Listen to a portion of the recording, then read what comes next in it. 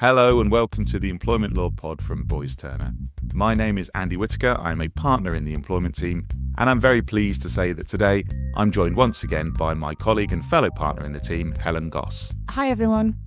And as ever with the Employment Law Pod, we are going to be talking about some interesting stories that we saw in the news, and also building into that a few things that have come across our desks recently, some matters that have come to our attention from clients. So, Helen, what specifically are we going to be talking about today? Well, I think our theme is loosely inclusivity. So we're going to be looking at inclusive language, hypersensitivity, sushi, and possibly pronouns. And why not? What a heady mix of ingredients we've got for today. So how should we start this then, Helen? What are we going to talk about first? Well, the reason that we're going to talk about inclusivity, because it's very, very important in the workplace that everybody should feel included and involved and part of the team. And very often the cases that we deal with have issues where people have felt excluded and not part of the team. So one case I've got at the moment, which is actually a frequent sort of an issue, is where somebody has complained that the men in the team refer to groups of women as girls. Yes. And her issue is that this essentially makes her feel like a child, and that it's devaluing the considerable skill and expertise that she brings to her role and the overall team. Yeah, my sense of this is, and I may be completely wrong here, this is just my perception of it, but that I go back to when I first started in the profession back in the late 90s. Things were maybe slightly more formal, so people were referred to, this is the legal profession I'm talking about, but just generally in the office environment, things were maybe slightly more formal. It was more sort of dear sirs, dear madam, that sort of thing. It was, there was a way of speaking to people.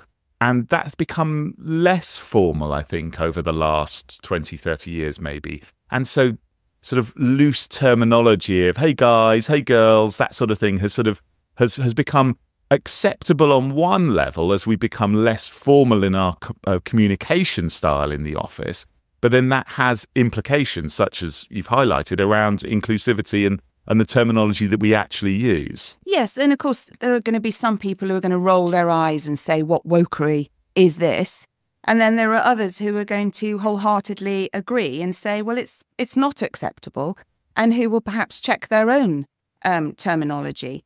But there's no doubt that it is an important issue in the workplace, and using inclusive language is an important part of that. I mean, you and I have been having a bit of a discussion, haven't we, Andy, about how to address emails or address our team, for example. Yeah, absolutely. And so, for example, generally speaking, when I will send out emails to the team, I will address them, hi team. But I have in the past addressed emails to hi folks. Now, Yes. Look, I was going to say the last president but one, Barack Obama, used folks all the time. These folks, that was a part of his idiom, if you like. So Yes. Folks was used quite a lot as a sort of collective noun almost. And so you think, well, if Obama can say hi folks or these folks, then surely that's acceptable, isn't it? But that has led to a bit of a discussion internally about whether that's the right way of... Yes, it's interesting, isn't it? Because I was speaking to someone who is an expert, a consultant in D&I. In case you're not sure, D&I stands for diversity and inclusion. And he was giving the view that folks could have colonial connotations.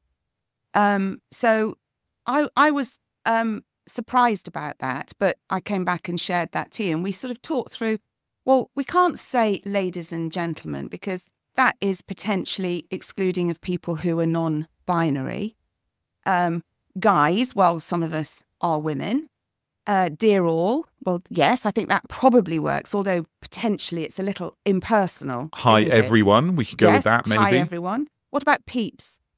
Yeah, I think I was saying about informality. I think that's maybe going a bit too far, and also it makes me think of Stavros and Harry Enfield. But then maybe that's just my age. Yeah. Let's drop that.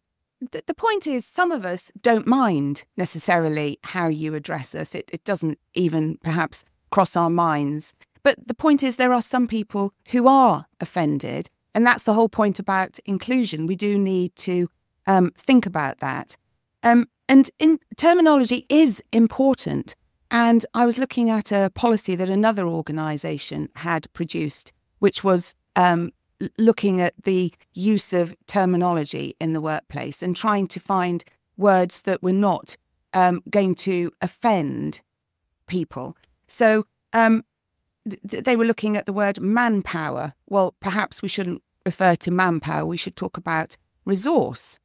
Do we need to talk about something being man-made? Perhaps we should say it's artificial rather than being man-made. Man-hours, perhaps it's just hours of effort.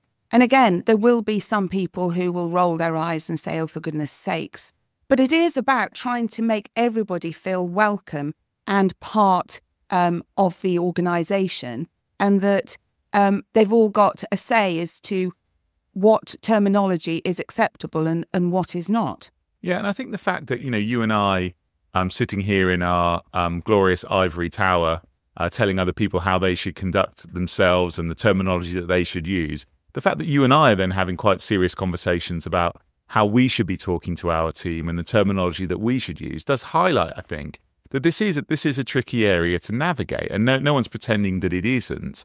And as a result of that, I think listening is very important, actually, and recognizing other people's perceptions, viewpoints. That's all part of inclusion, isn't it?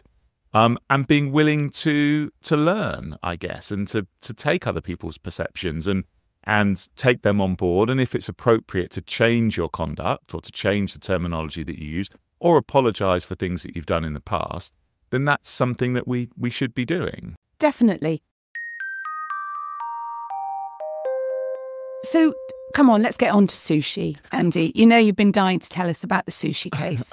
Okay, well, look, this was about a case that was in the press recently around, again, use of language, but it was more than that as well. I mean, yeah, with the greatest of respect to our friends and colleagues in the Fourth Estate, often when you read something that's in the press, they will identify the particularly juicy bits of a tribunal case and refer to that rather than digging into the deep, detailed technicalities of the particular claim as to why it succeeded and why it failed. And well, on this case, before you even tell us the facts, I read a report in the Telegraph actually about it, and their headline was, "When every word uttered can be deemed offensive, small talk is doomed." Yes, yeah, absolutely.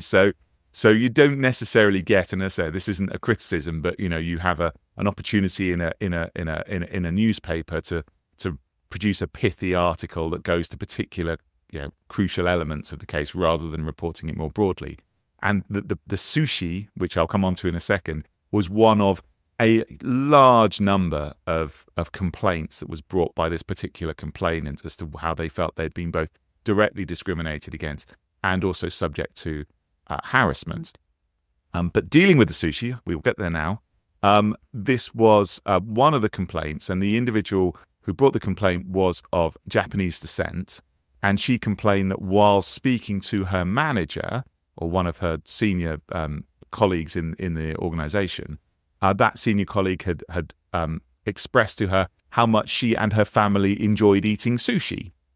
And the complainant included this as part of her claim as evidence of direct discrimination and also of harassment as well, of putting her in a hostile, degrading or intimidating environment on the grounds of a protected characteristic, in this instance, race. And both the direct discrimination claims failed and also the harassment claim failed as well. And this highlights one of the important things about harassment, I think, and it's the way that it's looked at by an employment tribunal, because I've just said what the test is. It's whether an individual is placed in a hostile, degrading or intimidating environment on the grounds of a protected characteristic, and not necessarily a protected characteristic that they have, but a protected characteristic. And there is a two-part test to that. Intent does not come into it. No, and I think that's often the defence that's given, isn't it? About I didn't mean it. or I didn't mean it that way. I can't believe that's what they thought. But intent is irrelevant. But the two-part test is in part subjective, but then there is also an objective part to it as well. And the subjective part is just, well, was the recipient of this conduct offended? Were they placed in that hostile, degrading environment? So the perception, essentially, of the victim, if we can use that word. Exactly that. The perception of the potential claimant is the key aspect of it, not what you intended, not what you meant. But there is also, underneath that, an objective test as well. Now, this is has a very high bar, this objective test, but it sits around hypersensitivity. So it's got to be the case that it would be reasonable on an objective basis for an individual to have taken offence at that. And the reason for that second part of the test is to rule out situations where everyone takes offence at absolutely everything, and you think, well, that regardless of my intent, that seems excessive for you to be offended by that particular thing that has been said or that particular conduct, because no ordinary person or no reasonable person would have been offended by that. Yes, and I suppose that's the hypersensitive element of it. So what was the outcome of the case? So the claims were unsuccessful. So where the Telegraph says, you can't say anything these days in terms, that's not quite true, because obviously the claim was unsuccessful in this instance.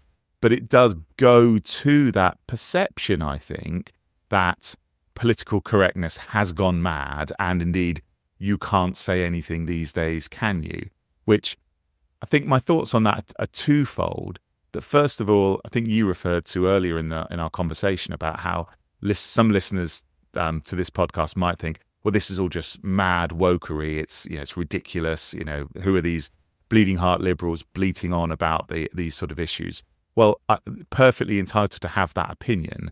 But what we're talking about here is the law as it stands at the moment. Yeah. So we may disagree with it and we may think that it is mad, but nonetheless, this is how the law operates at the moment. And there's some expectations around both personal conduct and the conduct of businesses.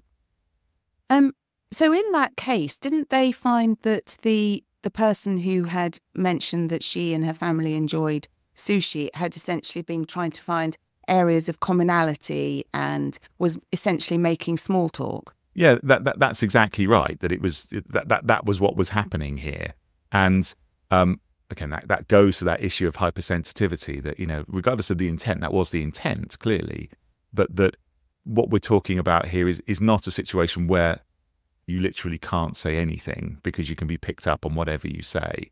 And that comes on to my second point that I was going to mention about terminology and the words that we use and how we perceive it, and whether indeed political correctness, to use that term, has gone too far. And it did make me think of a comedy routine that I saw many years ago by the comedian Stuart Lee, and it actually came out of an appearance that he had on a radio show. I think it was a Radio 4 comedy show, where he was asked to defend a particular position, and the statement that was given to him was political correctness has gone mad. And he rebutted that very strongly, and he put quite an impassioned argument as to why he felt that was not the case and not true. But there was a really interesting quote that I think that he came up with at the end to sort of justify and explain political correctness, again, using that terminology very broadly. But he said what it effectively is an often clumsy negotiation towards a kind of formally inclusive language. And there's lots of problems with it, but it is better than what we had before. Mm. And I think that's true, regardless of whether we think where the lines are being drawn and the challenges and the knots we can sometimes tie ourselves into trying to make sure that we are being inclusive, trying to ensure that we are using appropriate language and that we are not placing people in hostile, degrading environments.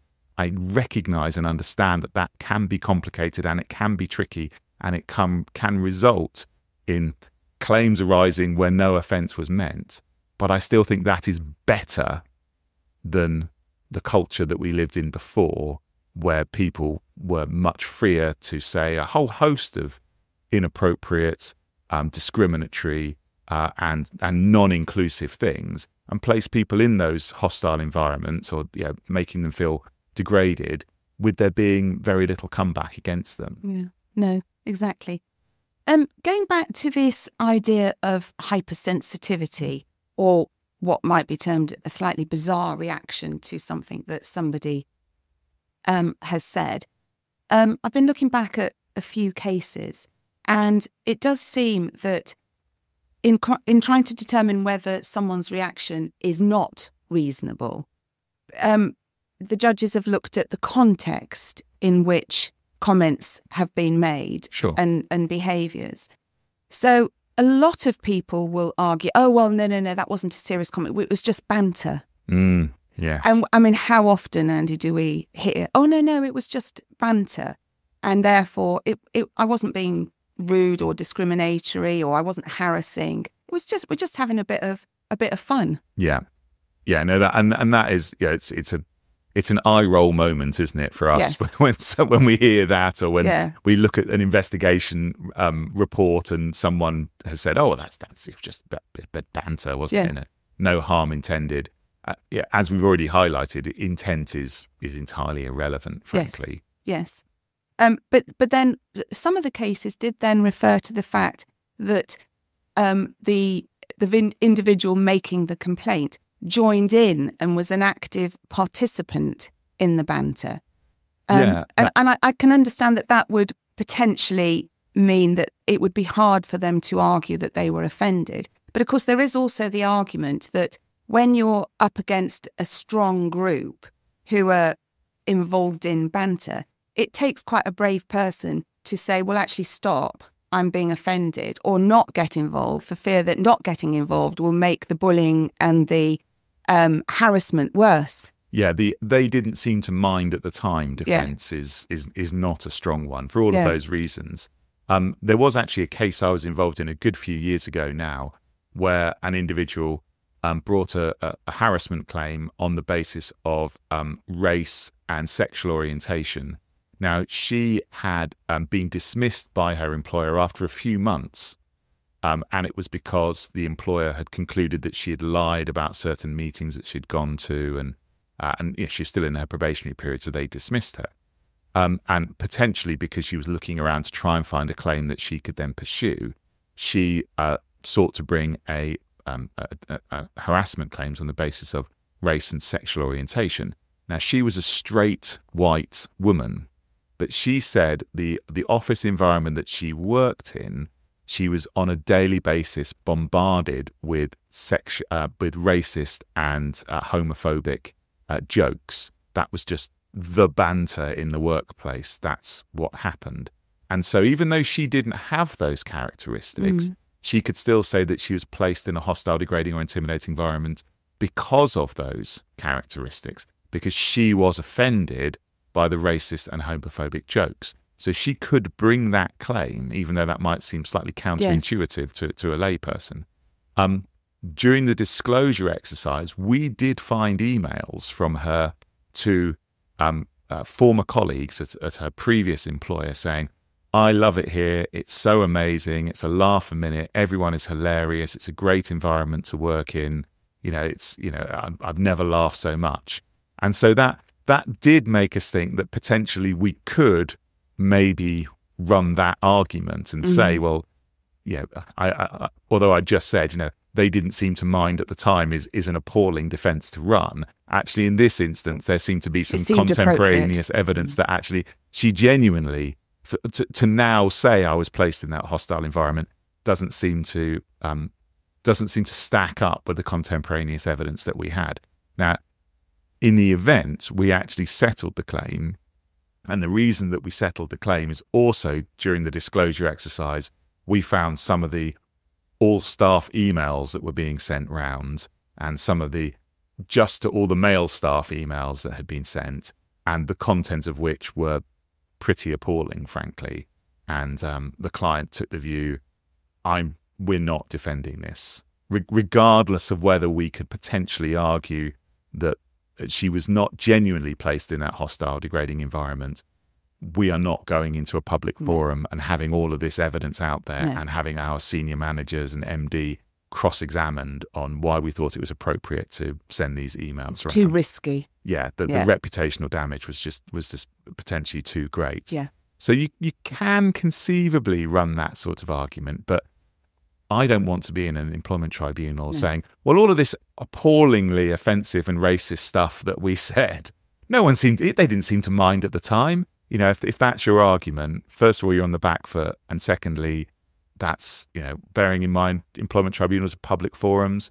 Also, now all tribunal cases are all published. All the judgments are all published online as well. They're public documents. And as we've discovered from the sushi case, for example, journalists are employed to sit there and look at the new cases that are published every day and decide whether there's anything juicy in there that they might want to report on. No, exactly. Again, going back to this issue of hypersensitivity, I think that harassment, you need to take into account the cumulative effect of several acts of harassment. And so they might perhaps be of themselves, each individual one, perhaps not so serious. But it's when then you get the group of them and it's one after another, that then the full effect of whatever that harassing behaviour is takes effect, isn't it? Yeah, that's absolutely right. And so, you know, it's almost similar in some ways, I suppose, to that sort of last straw argument in a constructive dismissal claim, where there might be one thing that forces the individual to finally resign and walk out. And you think, well, because someone took their pencil sharpener, you know, how can that possibly be the thing? But it's not that thing in itself. It's the cumulative effect of everything that's come before that. Yeah. One of the cases that I was looking at when I was doing some prep was a case from a few years ago, again in the tribunal. And the individual who was female, who was bringing the claim, had argued that her manager was harassing her and that he had overly sexualized behavior towards her, and that he had sent her an email that had in it 2 X's, which she said represented kisses, and that he wanted to kiss her, and that he was essentially telling her in this email that that's what he wanted to do, and that to her was alarming. And they reproduced the email that he had sent, and it was along the lines of, you know, "Dear Jane, I want to go back to the client, but I've produced a draft email and there are a few gaps in it, which I'd really be grateful if you could fill in the gaps for me so that we can send the email." And he'd referred to something like, "Further to your email dated XX," because he couldn't remember the date of the email. And that she said that she believed that this was some subliminal messaging that he wanted to kiss her. And of course, you would have to take that in the context of all the other behaviour that he had demonstrated towards her. But I think even in that case, the judge's eyes were rolling in respect of that. It does remind me of a former colleague of ours who will certainly remain nameless. I knew you'd bring this up, yes. Who was most distressed when he received an email that was signed off LOL. And he didn't realise that it meant laugh out loud. He thought it was lots of love. And he was very, very distressed that a client was saying lots of love to him. But anyway, we'll move on. We explained it, didn't we? We did explain it to him. It was fine. We explained it to him. So can we just talk a little bit about pronouns? Sure. Because we are seeing a lot now that, particularly on email sign-offs or on LinkedIn particularly, that the sender of the email has their pronouns. And the most common pronouns that you see are either she, he, or they. Mm-hmm. Apparently there are others, but as I say, the most common ones that you see are she, he, or they. And I think a lot of businesses are trying to work out whether that is something that they should be doing or not. And I think a lot of businesses are saying, well, it's a personal matter for the individual as to whether they want to do that or not. But it's, again, another argument in terms of inclusivity, isn't it? So that you can bring your authentic self to the workplace and that you can publicly I don't know, sort of signpost, this is who I am, and therefore I'd like you to use the pronouns that I consider are appropriate to me. Yeah, and I think it is something that we discussed internally Yes. as well. I know you sit on our ED&I group, Yes. and I think that was the conclusion that we came to internally, wasn't it? That it was entirely a matter for individuals if they wanted to do that, and if so, they would, there would be a formal sign-off that they could use that would include their pronouns, and that was something we put together. Yeah, but there have been some cases, haven't there, where people have refused to use the relevant pronoun, which is in the case of the matters that go before the tribunal in relation to non-binary people who prefer to be referred to as they or them. Yeah, and then we start onto this topic and we get into the very murky waters of all these extraordinary Twitter spats of celebrities falling out with each other and arguing at great lengths and being cancelled, and because of them taking very entrenched views on these positions, either one way or the other, and it causing considerable distress. And I think that highlights again that this is an issue that does cause strong feelings for people. And the rolling of the eyes, which we seem to have referred to quite a lot today, it's not fair, because a lot of people have had to really struggle to find their authentic self. And therefore, the use of a certain pronoun to help them feel included and part of the team seems a very small thing to do if it's going to mean such a huge thing to that person. So we come back to a happy workplace or work team is one where everybody feels included and valued within it. Yeah, and I think that goes back to what we were talking about at the start around the need to just listen and be open and to learn. Not to judge, to try to understand, and to try and include where you can. Yeah, absolutely. But at the same time, what we're not talking about is the end of the ability to just speak to people. We've highlighted issues around hypersensitivity and how it's not the case that everything you say will get you in trouble and that you'll be found liable for any minor misdemeanor or any misstep that you might make, or to misspeak in a particular way. And that's certainly not what employment law requires, and it's not what we as a society require either. And we want to continue to live in an environment where people are free to speak and to engage and to converse with one another. And I think you found a really nice quote, didn't you, from Giles Brandreth on this point? Exactly. Giles Brandreth, a great sage. What he said was, the purpose of small talk is not to be controversial, clever, or even interesting. It's simply to fill the silent void with a small gesture of common humanity. So it's a spoken smile or a verbal handshake. And I think that's quite a nice point to end our podcast, isn't it? I think so too. So look, all that remains is to say thank you once again, Helen, for your time. Thanks, Andy. And to thank all of you for listening. And if you haven't already done so, please do follow or subscribe to this show wherever you get your podcasts.